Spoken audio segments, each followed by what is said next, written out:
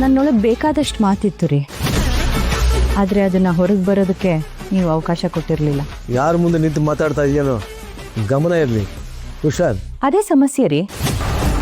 ಇಷ್ಟು ವರ್ಷ ನಾನು ಯಾರ ಜೊತೆ ಮಾತಾಡ್ತಿದ್ದೆ ಅನ್ನೋದನ್ನ ನೆನ್ಪಿಟ್ಕೊಂಡಿದ್ದೆ, ಆದರೆ ನಾನು ಯಾರು ಅನ್ನೋದನ್ನ ಪೂರ್ತಿಯಾಗಿ ಮರ್ತು ಹೋಗಿದ್ದೆ. ನಿನಗೇನು ತಲೆ ಕೆಟ್ಟಿದೆಯಾ?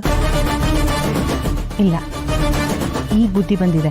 ಈ ಮನೆಯಲ್ಲಿ ನೀನು ಹೀಗಿದೆಯಾ ಅನ್ನೋದಕ್ಕೆ ನಾನೇ ಕಾರಣ. ಶ್ರೀಮಂತಿಗೆ ಸುಪ್ಪತ್ತಿಗೆ ಎಲ್ಲ ಸಿಕ್ಕಿದ್ದು ನನ್ನಿಂದ ಅನ್ನೋದನ್ನು ಮರಿಬೇಡ. ಇದನ್ನ ಬಿಟ್ಟು ಬೇರೆ ಏನ್ರಿ ಕೊಟ್ಟಿದ್ದೀರಾ? ಪ್ರೀತಿ, ಗೌರವ, ಗಂಡ ಹೆಂಡತಿ ಅನುಬಂಧ ಏನಾದ್ರೂ ನಮ್ಮ ನಡುವೆ ಇತ್ತಾ? ಮಾತ್ಗೂ ನನ್ನ ಮೇಲೆ ದಬ್ಬಾಳಿಕೆ ಮಾಡಿದ್ರಿ, ಕೂತಲ್ಲಿ ನಿಂತಲ್ಲಿ ತಪ್ಪು ಹುಡುಕಿದ್ರಿ. ನಿಮ್ಗೆ ಒಬ್ಳು ಹೆಂಡತಿ ಬೇಕಾಗಿರ್ಲಿಲ್ಲ, ನೀವು ಹೇಳಿದ್ದನ್ನೆಲ್ಲ ಕೇಳ್ಕೊಂಡು ಬಿದ್ದಿರೋ ಜೀತದಾಡ್ಬೇಕಿತ್ತು. ನನ್ನ ತಾಳ್ಮೆನ ನೀವು ವೀಕ್ನೆಸ್ ಅನ್ಕೊಂಡ್ರಿ.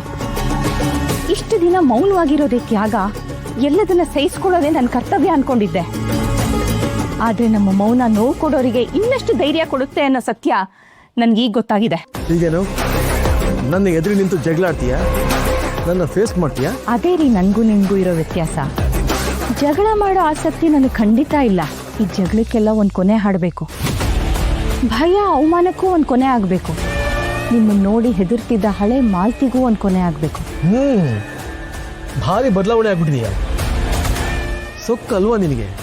ಇಲ್ಲ ರೀ, ನನಗೆ ಯೋಗ್ಯತೆನೇ ಇಲ್ಲ ಅನ್ನೋದನ್ನ ನೀವು ನನಗೆ ನೆನ್ಸೋಕ್ ಮುಂಚೆ ನಾನು ಹೇಗಿದ್ದೆ ಅನ್ನೋದು ನನಗೀಗ ನೆನಪಾಗ್ತಿದೆ. ತಮಾಷೆ ಅಂದರೆ ನಿಮ್ಮನ್ನು ಹೀಗೆ ಎದುರಿಸಿ ನಿಲ್ಲೋ ದಿನ ಬಂದ್ಬಿಟ್ರೆ ಅಂತ ಭಯ ಪಡ್ತಿದ್ದೆ. ಈಗ ಕ್ಷಣ ಬಂದಿದೆ, ಆದರೆ ನನಗೆ ಸ್ವಲ್ಪನೂ ಭಯ ಆಗ್ತಿಲ್ಲ. ಯಾಕೆ ಗೊತ್ತಾ? ಭಯ ಎಲ್ಲಿ ತನಕ ಇರುತ್ತೆ ಹೇಳಿ? ನಮ್ಮ ಹತ್ರ ಕಳ್ಕೊಳ್ಳೋಕೆ ಏನಾದರೂ ಇರುತ್ತೆ ಅನ್ನೋ ತನಕ ಮಾತ್ರ. ಇನ್ಮೇಲೆ ನನಗೆ ಕಳ್ಕೊಳ್ಳೋ ಭಯ ಇಲ್ಲ.